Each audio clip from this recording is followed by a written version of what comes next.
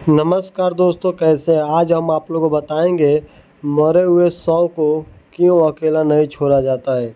सबसे पहले बता दें, सूर्यास्त के बाद हुई मौत को हिंदू धर्म के अनुसार से शव को नहीं जलाया जाता है।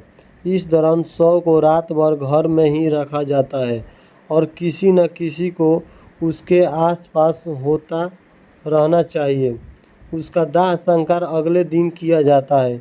यदि रात में ही शव को जला दिया जाता है तो इससे व्यक्ति का अधोगति प्राप्ति होता है और उसे मुक्ति नहीं मिलती है। ऐसी आत्मा असुर, दानव अथवा पिशाच की योनि में जन्म लेते हैं। ये आप लोग गांव देहात के अनुसार आप लोग सुने होंगे। आज आप लोग को गरुड़ पुराण के अनुसार आज ये हम बात बता रहे हैं।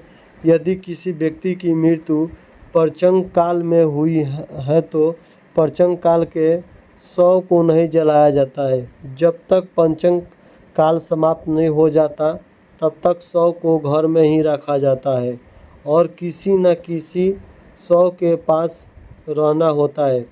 गरुड़ पुराण सहित कई धार्मिक ग्रंथों में उल्लेख है कि यदि पंचक में किसी की मृत्यु हो जाए तो उसके साथ उसकी कुल खानदान में 5 अन्य लोग की मौत भी हो जाती है।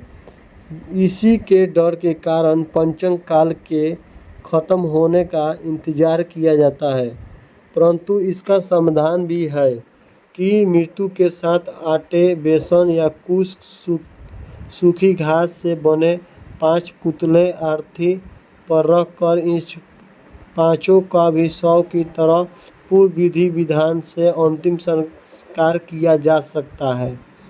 ऐसा करने से पंचक दोष समाप्त हो जाते हैं। यदि कोई मर गया है परंतु उसका दाह संस्कार करने के लिए उसका पुत्र या पुत्री समीप नहीं होकर कहीं दूर है तो उनके आने का इंतज़ार किया जाता है। तब तक शव को घर में ही रखा जाता है और किसी न किसी शव के पास रहना होता है। कहते हैं कि पुत्र या पुत्री हाथों की दाह संस्कार होने मृत्यु की शांति मिलता है, अन्यथा वो भटकता रहता है।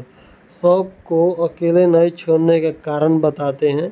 शव को अकेले छोड़ दिया जाए तो उसके आसपास लाल चींटियाँ, अन्य कई नरभक्षी रेंगने वाले प्राणी या पशु आकर शव को खा कर सकता है। इसलिए वहाँ कोई न कोई व्यक्ति बैठकर शव की रखवाली करता है।